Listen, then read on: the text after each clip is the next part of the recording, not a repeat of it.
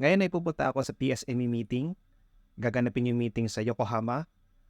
Pero before ako pumunta doon, kakain muna ako sa isang ramen shop. Tara, samahan niyo ako. Ito yung ramen shop. Sa labas meron silang menu. And then pumasok ako. Pagpasok mo, meron silang vending machine ako saan dyan ka na mag-order ng napili mong pagkain. So napili ko is Chashu Ramen 1,050. Nilagay ko yung 1,000. And then nagdagdag pa ako ng 50 yen.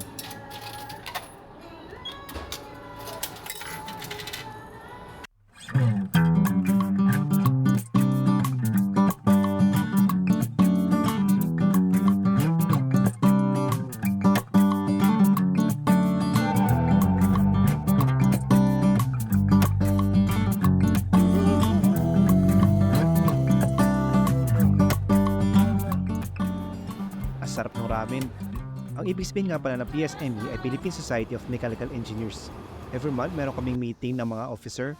Pero since darating ang Japan chapter president namin, ginawang face-to-face ang meeting. As much as possible, yung kaya pumunta ay pupunta. Kaya naman pumunta ako. Dito ay pasakay na ako at kung mapapansin ninyo, hindi ganun kalaki yung station ko dahil local train line dumadaan dito. After 2 stations, bumaba ako dahil need ko mag-norikae. Nga pala, ang term na norikae ay Japanese term which means transfer. Para makapunta ako ng Yokohama, need ko mag-norikae ng 2 beses or need ko mag-transfer ng 2 beses. Ang una kong transfer ay sa JR number line. Dito ay pababa na ako ng platform para mag-itay ng train. Nga pala sa Tokyo, pag hindi ka nagmamadali, kailangan mo tumayo sa left side. Kabaligtaran naman sa Osaka na need mo tumayo sa kanan. Ang sinakyan ko station kanina ay Noborito, and ngayon naman pupunta ako sa Musashi Kosugi Station. Once makababa ng Musashi Kosugi Station, need ko naman lumipat ng Toyoko Line. Once makapag-norikae doon, diretso na yun sa Yokohama. Dito na yung Kaisa Suguchi ng Toyoko Line or yung entrance ng Toyoko Line.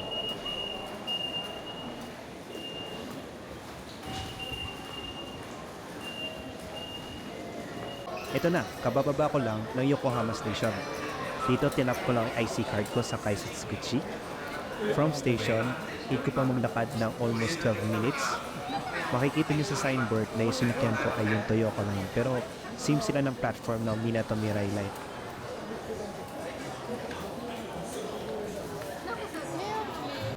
Dito ay kalalabas ko lang ng station, and yung nakikita niyong building sa dulo, doon ako papunta.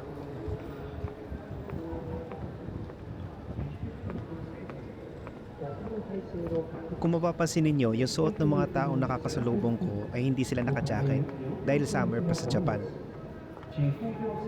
Yung malaking building nga pala sa kanan, yung nakikita nyo na yan ay Yokohama Station.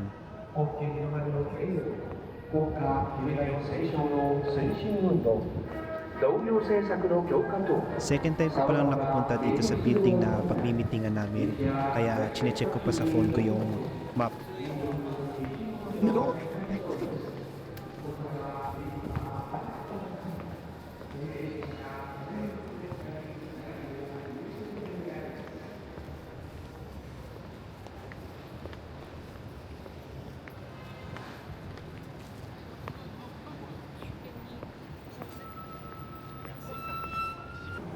Dito kami magmi-meeting sa Ekineya Building. Marami silang restaurant sa loob pero sa 4th floor, dun yung mga meeting room.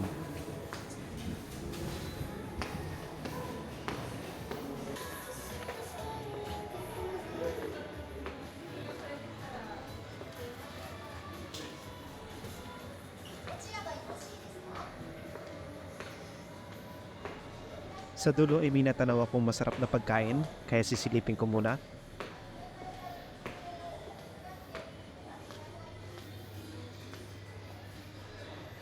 Ang pangalan ng shop ay Kushiyaki Toriton. Ang sinuserve nilang mga pagkain ay mga inihaw. Akyat na ako ng 4th floor.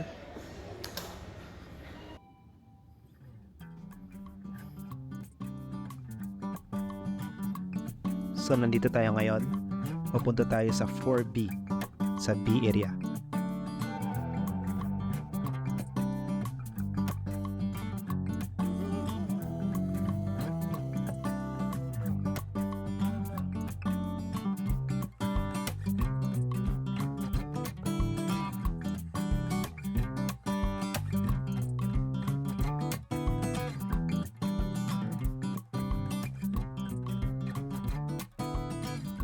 So ako ay pinakauna dito. Wala pa sila. Setup tayo dito. Setup muna ako. Dapating na ako ngayon sa PSME Japan chapter meeting location, meeting place. And mamaya darating na yung PSME Japan chapter president tsaka yung iba pa naming mga officer.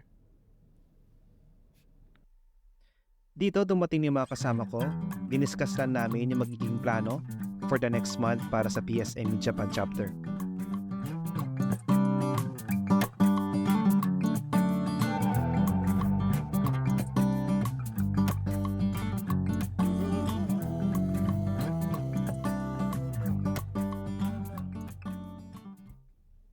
So yan, natapos na yung PSME Japan chapter meeting namin and kasama ko ngayon yung mga officer. So hi. Hello. Kita ka.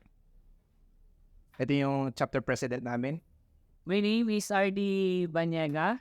I'm actually the chartered and current president of PSME Japan chapter. Kadati ko lang, kaya ganito yung tsura ko. Kadati ko lang para Philippines. Nag-cross country lang ako para mabisita ko yung mga members and officers ko dito sa PSME Japan chapter. So ano lang, background lang, si Sir ay engineer ngayon siya sa China and then nagbakasyon na siya sa Philippines para makuha yung PME na application. So ayun, yes, actually nag-apply lang ako for PME. What is the main purpose na kung bakit ako umuwi ng Pilipinas is for my second interview and yun, thank you, successful naman. Waiting na lang, hopefully waiting na lang sa official result. Guys, I am encouraging everyone, especially yung mga Filipino mechanical engineers na nandito sa Japan, join dito sa PSME Japan chapter.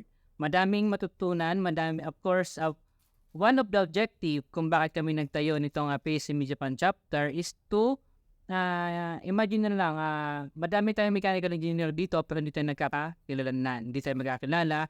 And wala tayo sa bahay sa sa lugar natin, so yung homesick.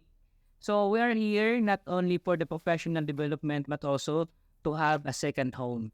So yun guys, so tomorrow balik na ulit ako and yan, kung ano man yung may tulong ko as a president, nito si Andrew, ito yung officer ko, Mrs. Lamay sa amin.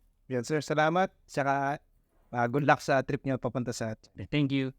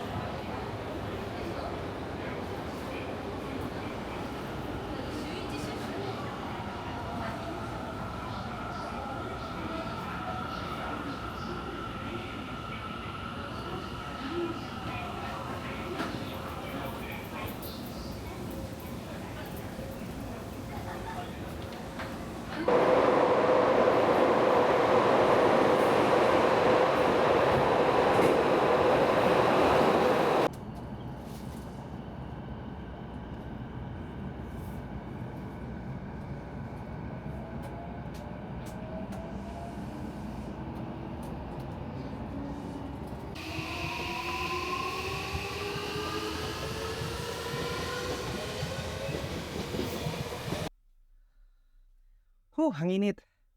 Kauwi ko na ng bahay. So, napakainit pa. Ang init sa labas kasi summer pa ngayon pero actually last Wednesday yata medyo lumamig na. So, magpapalitan ng season, medyo lalamig na siya. Pero ngayon, mainit. Siguro dahil naka-suit din ako ngayon. I hope nag-enjoy kayo sa pagsama sa akin sa ginawa ko ngayong araw. Kung meron kayong gustong malaman pa, tanong lang kayo, mag-comment lang kayo. Sasagutin ko yan sa next video ko. Okay, bye.